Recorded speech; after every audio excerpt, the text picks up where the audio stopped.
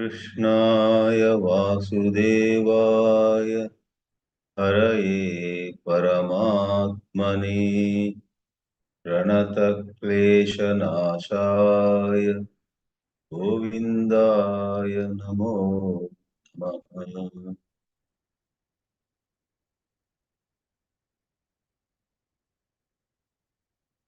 We are drawing to the close of this Saptama Adhyaya of Srimad Bhagavad Geeta,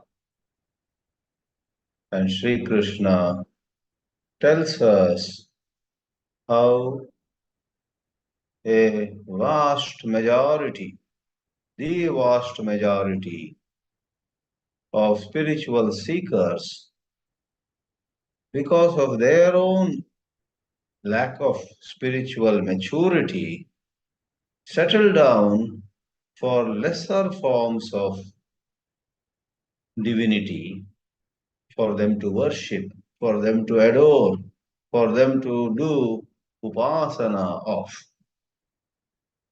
He says there is a whole science about this. Those who worship a lower power get lower benefits.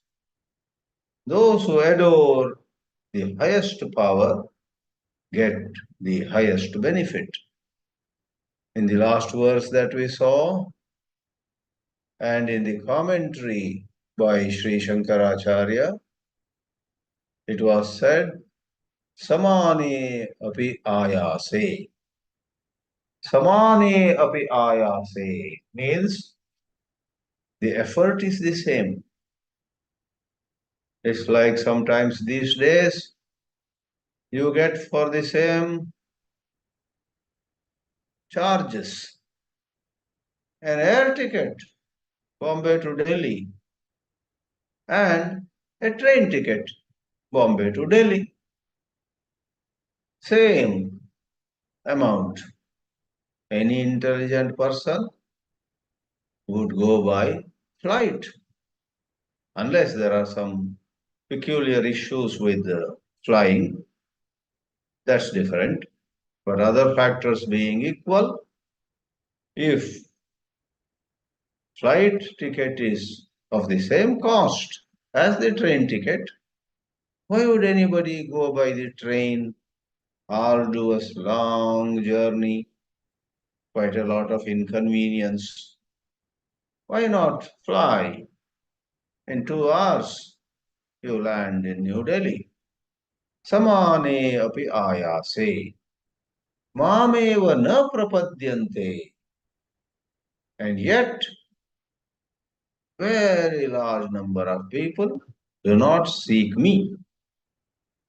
If they seek me, ananta falaya, said the Bhāshya. The rewards are infinite. So in this context, humanity indeed is in deep trouble. Don't blame anyone else. It's their own immaturity.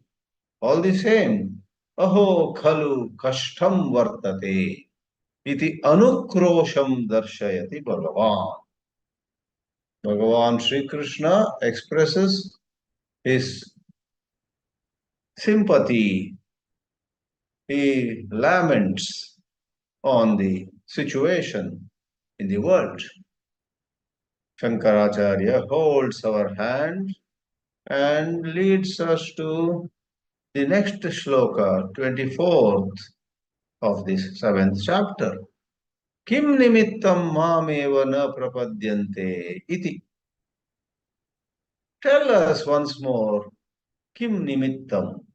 For what reason? What reason do people not approach you? They settle for something lower.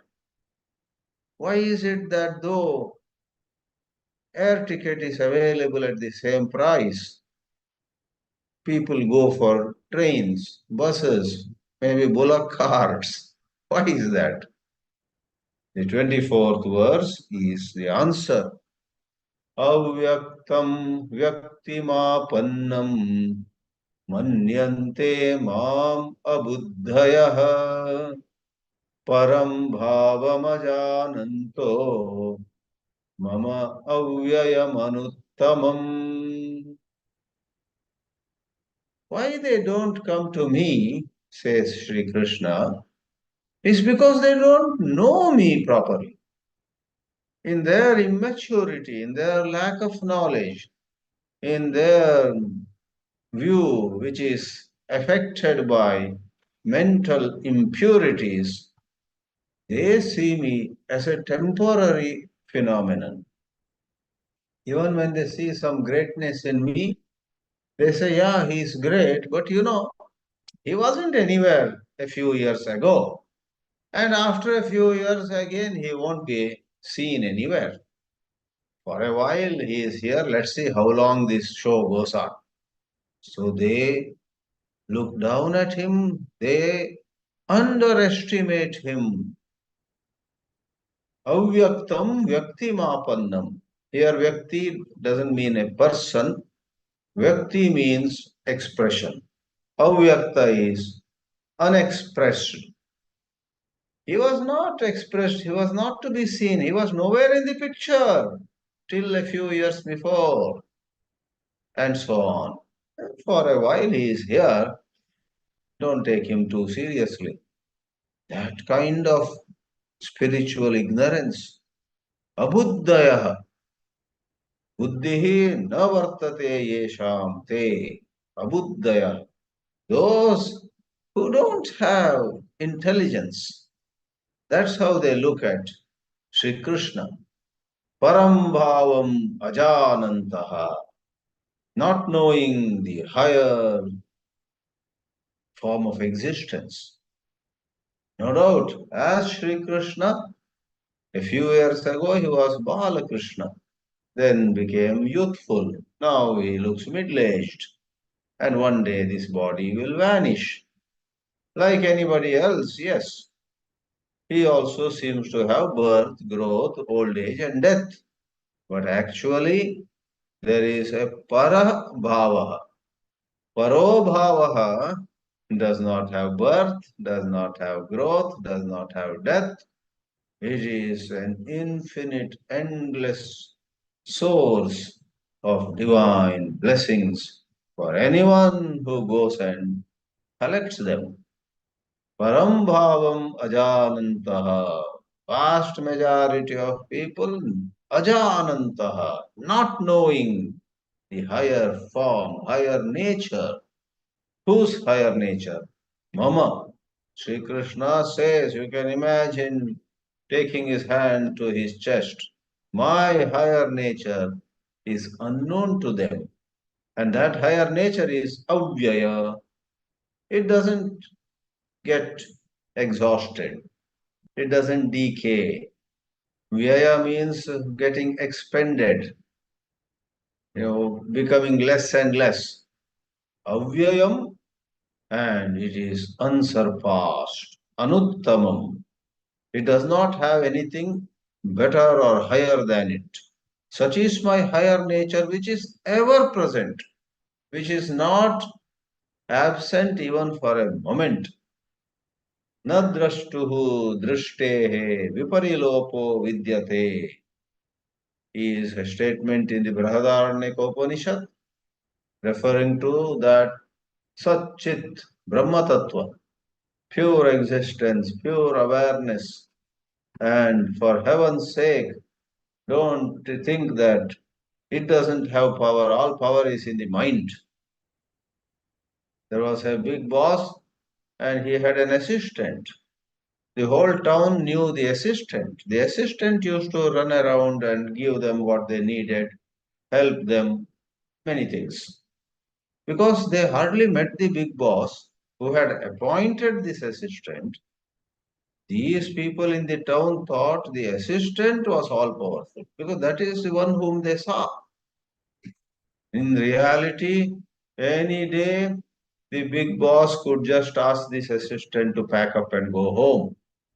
Likewise, you and I, in our spiritual ignorance, even in the Vedanta studies, we give so much importance to the mind, to the intellect, to the space, time, and causation in which these things operate, and we consider time to be unquestionably real. We consider waking, dream, deep sleep as rising and falling in an unquestionable flow of time. This is all misplaced importance.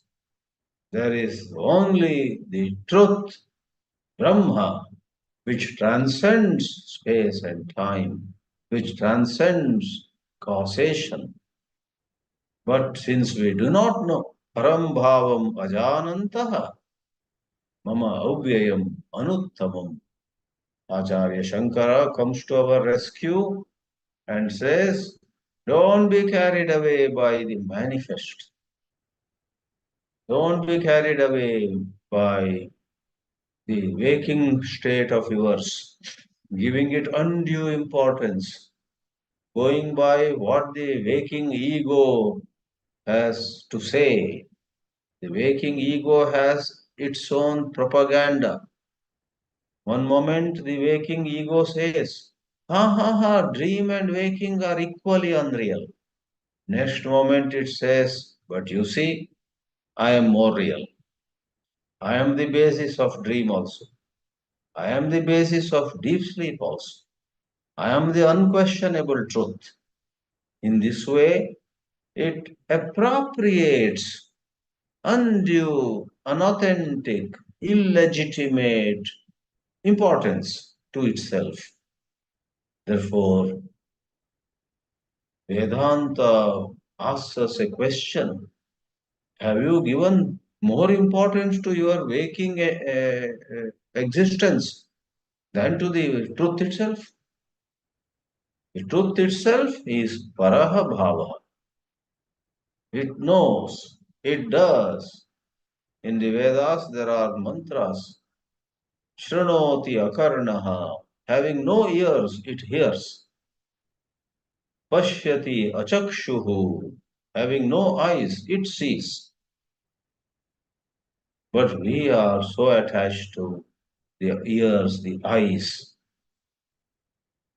Param Bhavamajan. Bhagavan Bhashyakara says, Avyaktam means aprakasham. Prakasha means manifest. Prakasha means what people can see. Prakasha here is not light. Somewhere else prakasha means light. Here prakasha means what is visible, what can be seen. Avyaktam, aprakasham. There is something unknown, unmanifest, unseen. Once in a while, vyaktim apanna. It becomes manifest and you and I are able to see it. And that's what Sri Krishna is. He is not with us forever. This is how the Abuddhayaha think. Prakasham gatam idani at this time. Manyante mam. They think like that about me. Mam tat prakarena manyante chintayanti. Nitya prasiddham. In reality, I am present from time immemorial for all time to come. Time rises in me and falls. I am above time. Nitya prasiddham Ishwaram api santam. I am the ruling principle. Ishvara. Ishte iti Ishvara. Ishte means rules. In the Ishavasya, the word therefore is eat. The third case, Tatiya Vibhakti becomes Isha. Eat Ishau Isha. Isham, like that it goes. Then Isha. By the God. So Ishvara Shabda also is valid. Eat Ishau Isha also is a word.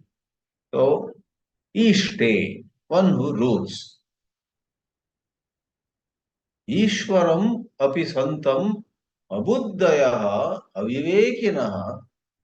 Don't translate abuddhi as someone who has no buddhi at all. The instrument buddhi is with them. But of what use is it when it is not working properly? You have a bicycle. It looks very good also. You have got recently painted it and given a new bell, trin, trin, trin, trin, a new light. Wow. Oh, what a wonderful bicycle you have. I say to you, you say. The only one problem. It doesn't run. It just stays here only. Krishna, a bicycle is meant to run. Someone can go in that. Like that, this buddhi of ours, suppose has everything else. With the jalebi in the mouth, the buddhi says very sweet. With the green chilies in the mouth, it says, oh, too hot. But when it comes to understanding God, it simply cannot know God. It makes gross mistakes, Himalayan blunders. Therefore, abuddhayaha, avivekinaha, people who have no viveka, they take what is not God to be God, and they take what is God to be not God. Totally upside down. Param bhavam paramatma swarupam ajananta. Janantau janantaha. Those who know. Those who do not know are ajanantau, ajanantaha. One, two, and many. Ajnanavantaha. They don't know. Avivekina. They have no discernment. Mama avyayam vyayarahitam anuttamam niratishayam madiyam bhavam ajanantaha manyante mam simitam manyante mam alpam manyante mam deshakala uh, niyamitam manyante. They think of me as limited to space and time. Deshena baddham, kalena baddham. In this way, they think. Purvam esha na asit, bhavishyati api na bhavishyati. He wasn't there in the past, he will not be there in the future. Adhuna vartamana kale kinchit kalam drashyate. He is seen for a little while by us. Don't take him seriously. That is how Shishupala, Kansa, and many others thought. Even Duryodhana made this Himalayan blunder when he could have chosen Sri Krishna to be in his party. He said, well, Sri Krishna, how much can he do? Moreover, he has announced that he is not going to fight. He will only do some secondary things like driving a chariot. Of what use is that? So Duryodhana went for pretty large army of Sri Krishna. I want your army, I don't want you, said Sri Krishna. All of us make a lot of mistakes in taking a job, in taking a life's partner, in deciding where to settle, what to do in life. We get carried away by the glitter and glamour of the superficial aspect of things. Our friendships are foolish. Our investments are foolish. Many a time. Some people may make good investments in the narrow sense of money, but their investment in terms of time given to satsanga may be so less. Making a lot of money, they, let us say, lose their punya, merit, religious merit. All this is aviveka. So, Sri Krishna tells us don't go about spirituality mechanically. Constantly update yourself, rise to better understanding of God whom you worship, of your sadhana, the mode of worship, what books you study, what company you go for, satsanga or other associations. Otherwise, you think that you are spiritual, but you are in ignorance. Tadiyam ajnanam him nimittam iti. So they have certain ignorance, we said. Why is that ignorance there? Why? How come they are so ignorant? Kim nimittam tat ajnanam, tesham ajnanam, tadiyam ajnanam. Or tadiyam can refer to their ignorance with respect to God. Ishvara sambandhi ajnanam. Tadiyam is a pronoun related to that. So what is that? Related to God, or the ajnanam belonging to them. So to that and to them, etc., are all implied by tat shabda. Tat can stand for masculine, feminine, neuter. Tat can stand for singular, dual, and plural. Tat is a common root word. It becomes sahataute in masculine and another 18 forms, 7 into 3 vibhaktis. It becomes satetaha feminine. Tat itself becomes tattetani neuter. Tattetani, tattetani, tena tabhyam tayi, tasmai tabhyam tebhyah, and so on. Ultimately, tasmin tayoho teshu, all are forms of one tat. So next time you come across tat as part of a compound, please know that this tat could refer to a lady, to a man, to 20 women, or 30 mangoes, because tat is one pronoun, the crude form, which then goes into all the third person entities. First person, I and we. Second person, you and you. Third person is he, she, it, they, those, these, all of them. So how come they have this ignorance? Sri Krishna now very mischievously says, it's all set up by me only. My play is such. My play, my leela, my sport, the way I have set up this whole universe is like that.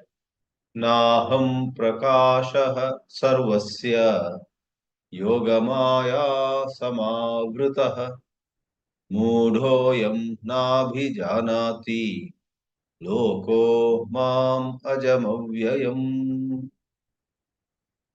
Sri Krishna now comes out in the open. The truth is, I am not visible to all. In my higher nature, I don't make available so explicit to one and all. They need to deserve. You get what you deserve, said Swami Chinmayananda. You get what you deserve and not what you desire. Very powerful statement. Someone once argued with me because that person had done a short-term management course, crash course in management, and he said, "What? Say it again. What your guru said?" I said, "You don't get what you desire. You get what you deserve." That person said, who had just now come back from the management college, he said, "No, no, no. We have been taught you don't get what you deserve. You get what you negotiate." For a moment, I was nonplussed. Huh? Wait a minute. Here are two statements, two quotes. Pujya Chinmayananji says, you don't get what you desire, but you get what you deserve. Therefore, become more deserving. That's the implication. And here some management guru says, you don't get what you deserve, you get what you negotiate. And you go to management colleges in MBA, etc. Negotiation is a whole subject by itself. Once I met a professor in a esteemed management institution. I asked, what is your specialization? He said, negotiation. I never thought negotiation is separate subject by itself. And then he smiled. Oh, the devil is in the details, as they say. When you get into the details of negotiating, then I understood. After all, you can't negotiate just like that. You need to know the subject, you need to know the laws of the land, you not need to know the legal, financial, political, social, and many dimensions of even business deals. If you want to set up a factory in West Bengal, for example, and you have to get approval from Mamata Banerjee, you know, you need to negotiate, I don't know with what supreme intelligence. Even the Tatas failed. They had to take away their whole nano manufacturing unit many years ago. Many of you know the old story. Then Modi was chief minister in Gujarat. He welcomed the Tatas with wide arms. And since then, even today, the Tata Nano, a small car that I suppose is being manufactured in Gujarat. And in West Bengal, I don't want to take either side, but all that we know is there was violence, there were deaths, there was rioting, there were threats to executives, there was so much of arm twisting. Finally, the most reputed, most reliable, most praiseworthy company of India, known for so much of charity, also so much of service, so much of social service that they do. That Tata said, "Namaste, we are quitting," and they went away. I'm explaining negotiation. I have the intention was not to make a comment on any leader or for any particular party that is beyond my scope. I'm talking negotiation. Negotiation is a big, complex art. I would imagine now, with my limited knowledge, that Professor Kamdar, who was teaching negotiation, perhaps had studied Indian law, international law, and a whole lot of financial dimensions of striking a deal finally. So let's complete this reference to what is the solution then between these two quotes. Is the management professor right or Puja Swami Chinmayananji right? Now, upon some reflection, I figured out both are right. You don't get what you desire. There's no second question about it. You get what you deserve. Then the management person adds at another dimension. You may deserve something, but just because you are deserving, what you want to get won't come running to you. You need to work towards it. There's a famous Subhashita in Sanskrit. Udyamena hi siddhyanti karyani na manorathaihi. Manoratha is desire. Udyamena hi siddhyanti karyani na manorathaihi. Nahi suptasya simhasya pravishanti mukhe mragaha. The lion, with all its strength and heroism, deserves to get the day's food.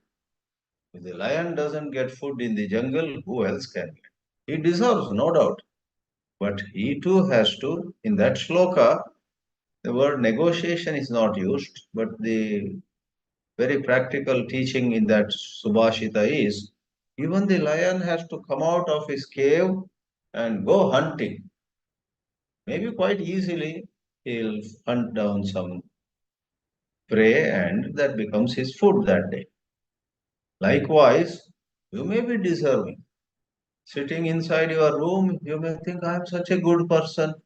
Still, I am not getting what I want. It's not enough if you are good in a limited sense. You must put in your effort. And negotiation is one dimension of it. You deserve, but in order to clinch a deal, in order to ensure that what you deserve actually comes on the table for you, you need to talk to people, you need to explain, you need to clarify, you need, you know, make your position clear. So both statements are helpful, and there may be some more statements about getting whatever we want. It's not enough if you desire. Do you deserve?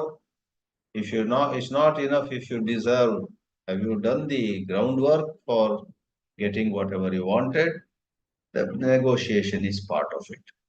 Therefore, effective people don't take things for granted.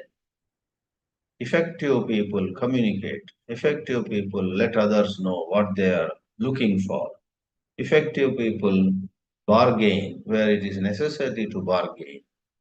And they don't bargain where any further bargain will leave a bad taste in the mouth of the other person. You accept. You accept. At a certain point, you say, well, thank you very much. We signed the agreement, and so on. Anyway, Shankaracharya says, Sri Krishna is now saying why it is that people have that aviveka. We already introduced it. Naham prakasha sarvasya. In his own design, Sri Krishna, the Supreme God, Godhead, has made this universe like that. He simply is not visible to all. He himself, through the net of Maya, Yoga Maya, Samavrita, everybody, Sarva Shabda becomes this. Samavritaha, Kaha Samavritaha, Sarvaha. Or no, sorry, Samavritaha goes with Aham here. Aham Yoga Maya Samavrita. I am veiled by my own Maya. I am not visible because my Yoga Maya surrounds me. People see the Maya, but they can't see beyond Maya. Aham Yoga Maya Samavrita. Samavrita, covered, veiled. Then Mudaha na janati. Whoever is deluded by Maya, for Maya is both ways. There are lots of things which attract us, and there are lots of things which provoke us, irritate us, annoy us, agitate us, prevent us from sitting quiet, prevent us from going inward. We are forced to, we are made to react. That's also part of Maya. It is said in the last moments of his process of enlightenment, Buddha was assailed by first all attractive things, drinks and food and women and music and dance and this and that. Anybody else in his position would have said, let me take a break. I think this is interesting. Let me take a break from this boring meditation. And so on. He didn't. He remained aware without yielding to any of the temptations. Then there was a second phase where Maya came to him in a frightening form. Ghosts and goblins, blood flowing out of their mouth, they grinning with their huge, fearsome teeth, and coming very close as though they are about to kill him, tear him into pieces. Yet it is said he remained without moving even an inch, and they just failed. So Maya is full of attractions as well as repulsions or provocations. Next time you get irritated about any matter, ask yourself, is Maya at work?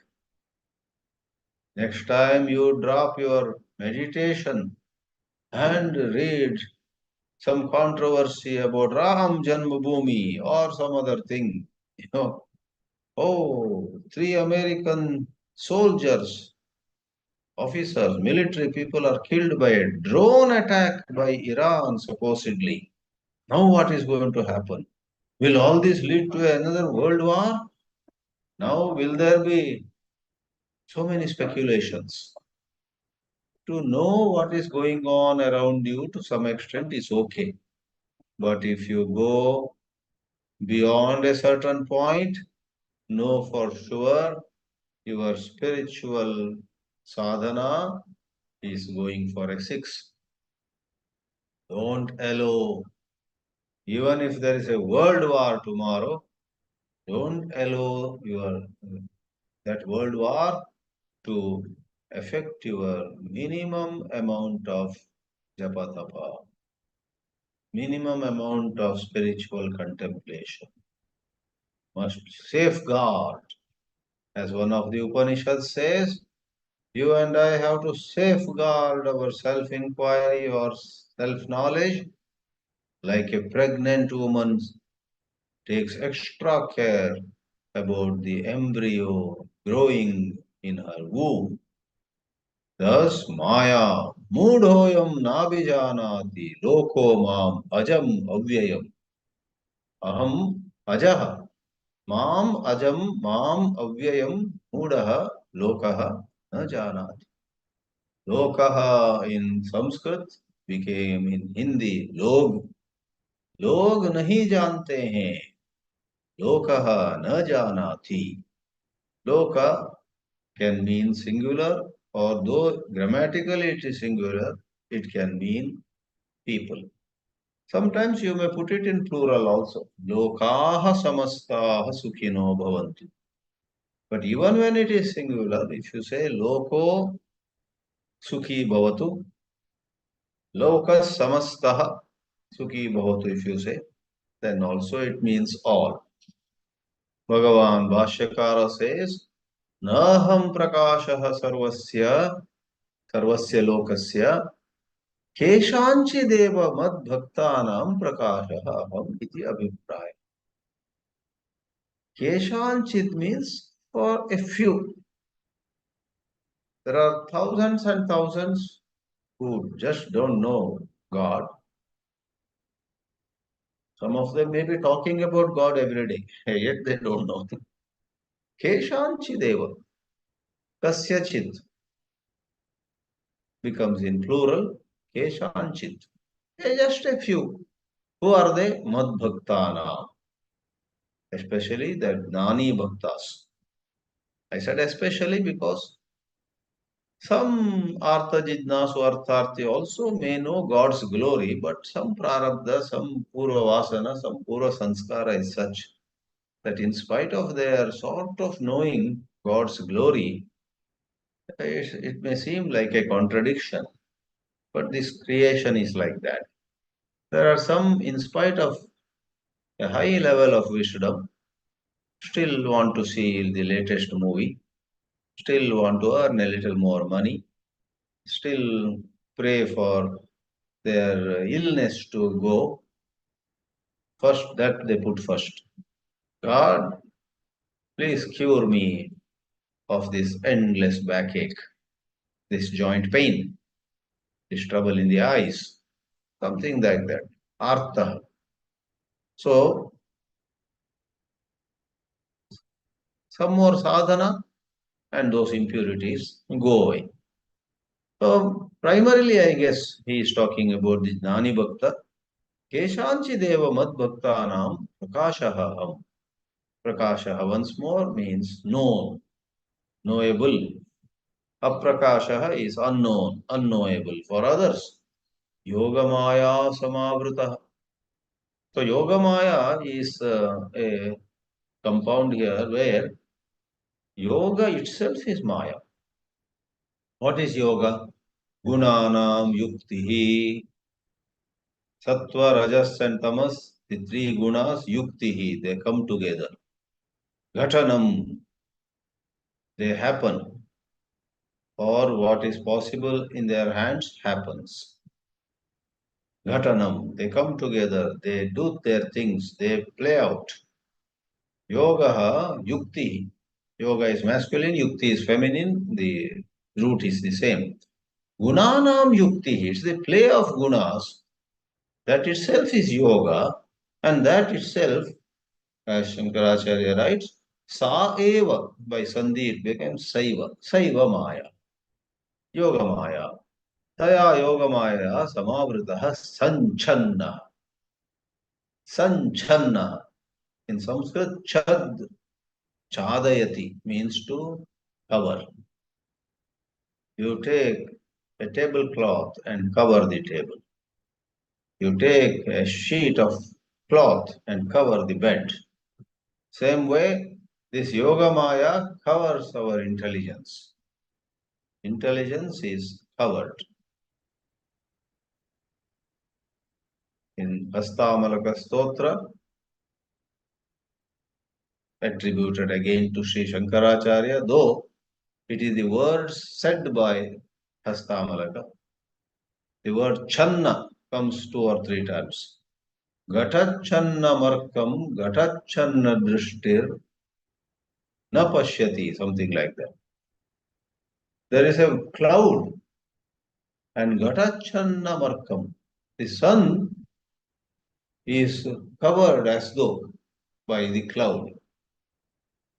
And what actually has happened is, how can a small cloud cover the sun? What has happened is, gatachanna drishti. The person who is trying to see the sun, his vision is blocked by the cloud. So the word channa, the sun is covered by the cloud. The vision of the beholder is blocked by the cloud. Channa is used. Sri Shankaracharya also says, Sanchannaha, Samyak Channaha. Like Bhid becomes Bhinna, Chid becomes Chinna, Chad Dhatu becomes Channa, past passive participle, covered, veiled. So you and I are veiled, our vision is veiled by Yoga Maya. Ataeva Mudaha Lokahayam Na Abhijanat. Mam Ajam Avyayam. We explained it already. Janati, Abhijanati, all are one. Yaya Yoga Maya Samavritam Mam Lokaha Na Abhijanati Na Asau Yoga Maya. This Yoga Maya, does it blind me also? Does it cover me also? Does it block my vision also? Sri Krishna says it doesn't affect me. Madiya Sati, because it is mine. It's completely under my control. It can be a big problem for everybody else. But Madiya Sati, Mama Ishwarasya Mayavinaha Jnanam Na Asau Pratibadnati. Na Asau Maya Mama Jnanam Pratibadnati. Pratibandha is obstructing. Yata Anyasyapi Mayavinaha Maya Jnanam Tadvat. There are a lot of magicians and things that they do in their magic show entertain the audience and sometimes frighten the audience. Some magicians bring a young girl, 18-year-old, make her stand, and then take a sword.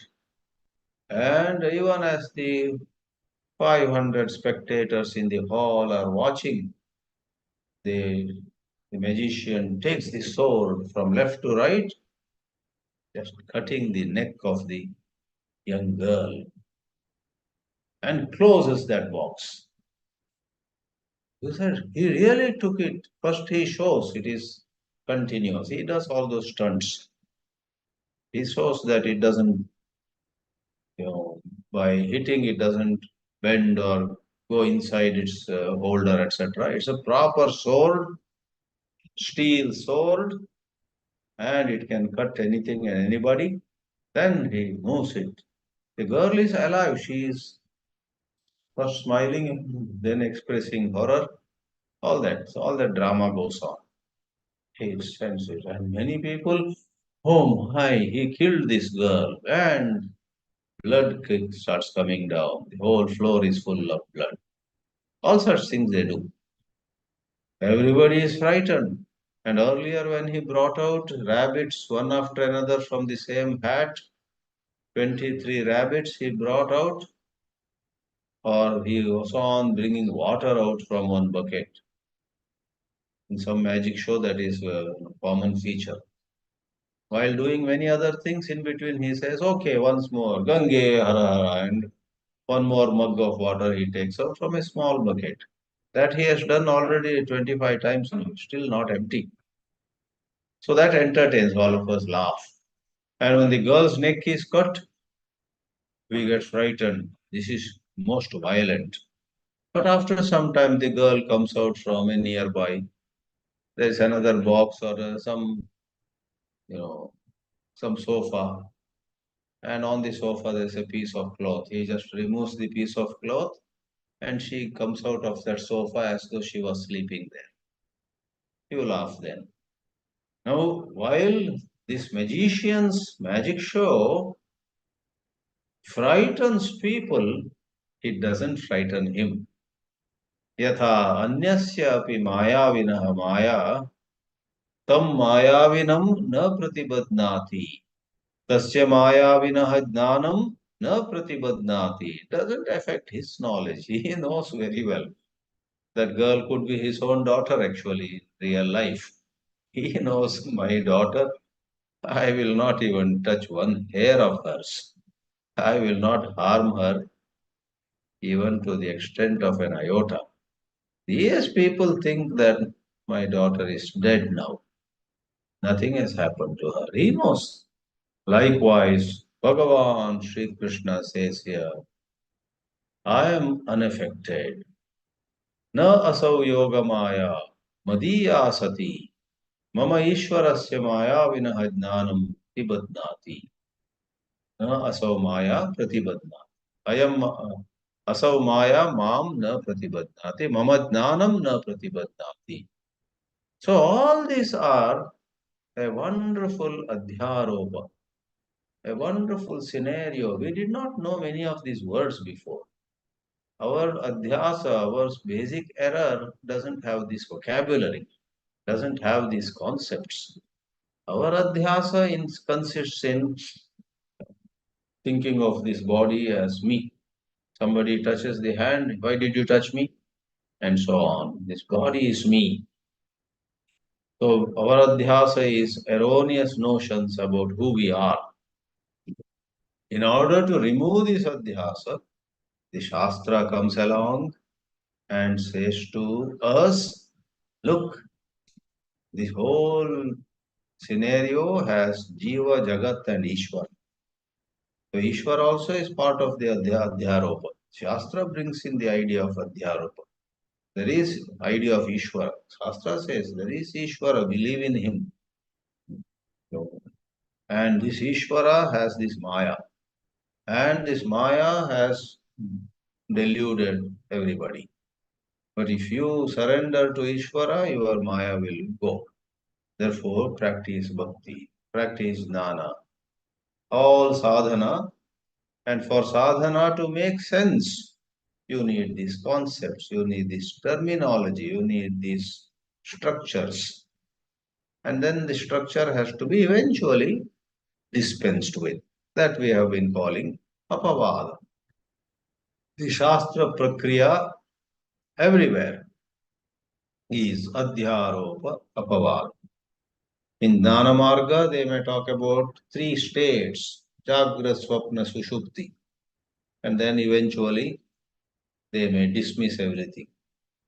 Then that would be Apavada. Apavada is the subsequent negation. Adhyaropa is the initial presenting of various concepts. Thus, Tadvat, like a magician, I run this show of the universe. Om Namo Bhagavate Vasudeva.